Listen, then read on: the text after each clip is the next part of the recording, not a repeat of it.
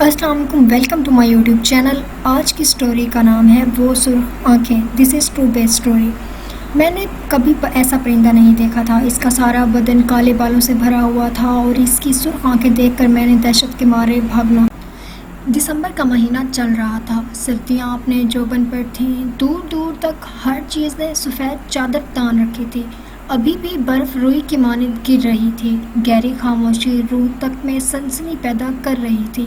ये इस वक्त का वाक़या है जब पानी की किल्लत के बाइस मैं और सनोबर आपा सहरी के वक्त पानी भरने जाते थे। सनोबर आपा मुझसे उम्र में काफ़ी बड़ी थीं। सनोबर आपा कभी अजान से पहले और कभी अजान के फ़ौरन बाद पानी भरने के बर्तन लिए आती और हमारे घर की दीवार पर बर्तन से ज़रबे लगाती। चूँकि मेरा बिस्तर दीवार के साथ होता इसलिए मैं फ़ौरन उठ जाती, अपने बर्तन उठाती और बाहर आ जाती। हर तरफ गहरा अंधेरा छाया होता था और गीदड़ों की आवाज़ दिल झंझोड़ देती थी। दिल में ढेरों खौफ लिए हम सहम सहम कदम बढ़ाते जाते थे। घर तो चूँकि इस ज़माने में इक्का दुक्का ही मौजूद होते थे और हमें पानी लाने के लिए तवील मुसाफत तय करनी पड़ती थी। झाड़ियों में थोड़ी सी हलचल होती तो हमारा दिल उछल के हलक में आ पहुँचता। सनोबर आपा काफ़ी मजबूत असाब की मालिक थीं, जबकि मैं काफ़ी डरपोक थी। पानी लाना मेरी मजबूरी थी क्योंकि घर में एक बूढ़ी सास थी और 3 बच्चे, मेरी एक बेटी और 2 बेटे। शोहर तो रोटी कमाने के सिलसिले में बाहर निकलते तो महीनों बाद ही वापस लौटते थे। आगे आगे सनोबर आपा होती थीं जबकि मैं पीछे होती थी और कभी कभार तो मुझे वाज़े महसूस होता कि मेरे पीछे कोई और भी चलता आ रहा है, लेकिन अपने पीछे उठते जाने वाले कदमों की आवाज़ मैं बखूबी सुनती थी। लेकिन मुझे सनोबर आपा हमेशा नसीहत करती थी कि कभी किसी चीज़ के पीछे ना जाना, तुम कुछ भी देख लो और कुछ भी सुन लो और कभी पीछे मुड़ कर नहीं देखना, चाहे तुम्हें कुछ भी सुनाई दे रहा हो। मैंने इनकी बात को दिल पर नक्श कर दिया। मैं अपने पीछे कदमों की चाप सुनकर ज़ोर से आंखें बंद कर लेती और दिल में आयतल कुर्सी का विर्द शुरू कर देती। लेकिन जब तवील सफ़र तय करने के बाद बैठने को जी चाहता तो यूँ महसूस होता जैसे बिल्कुल साथ कोई बैठा है। गर्दन घुमाकर इधर उधर देखने पर सिवाय अंधेरे के कुछ दिखाई ना देता। हमारा रोज़ का आना जाना था। एक रोज़ मुझे आवाज़ आई कि दीवार पर ज़रबे मारी जा रही हैं। मैं उठी, अपने बर्तन उठाए, लेकिन गहरा अंधेरा देखकर मुझे यूँ महसूस हो रहा था जैसे आधी रात का वक्त हो। मैं बाहर गई तो देखा सनोबर आपा का दूर दूर तक कोई नामो निशान नहीं था।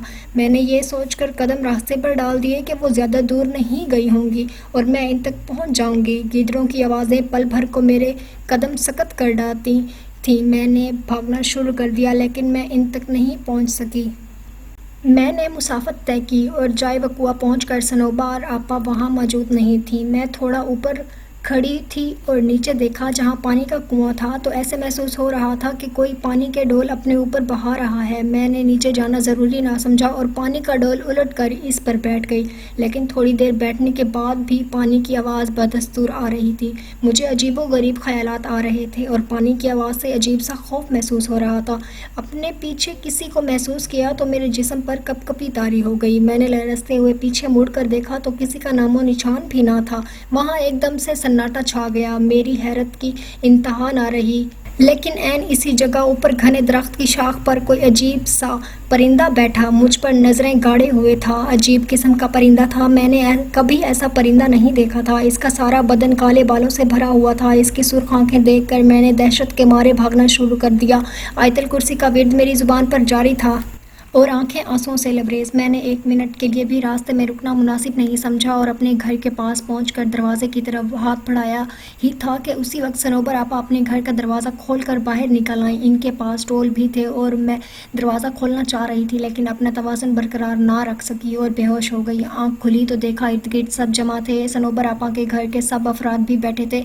मैंने पानी के लिए आवाज़ दी तो सब लपक आए। थोड़ी तबीयत बहाल होने पर मालूम हुआ कि आज चौथा रोज़ था और मैं मुसलसल बेहोशी की हालत में थी। मैंने इस रोज़ का वाक़या सबके गोशे नज़र किया तो सनोबर आपा माथा पीट के रह गईं और बोलीं, जैसा तुम कह रही हो ये दुरुस्त है तो हम इसको मौजा ही समझें कि तुम जिंदा सलामत लौट आई हो। मैंने रब का शुक्र अदा किया। आज भी बदन पर सनसनी तारी हो जाती है जब कभी इस पानी की आवाज़ और इस अजीबोगरीब परिंदे का बालों भरा जिस्म आँखों के सामने आ जाता है। अगर आज की वीडियो अच्छी लगी है तो वीडियो को लाइक कर दें, चैनल पे नए हैं तो चैनल पे सब्सक्राइब कर दें। अपना बहुत सारा ख्याल रखिएगा। अल्लाह हाफिज़।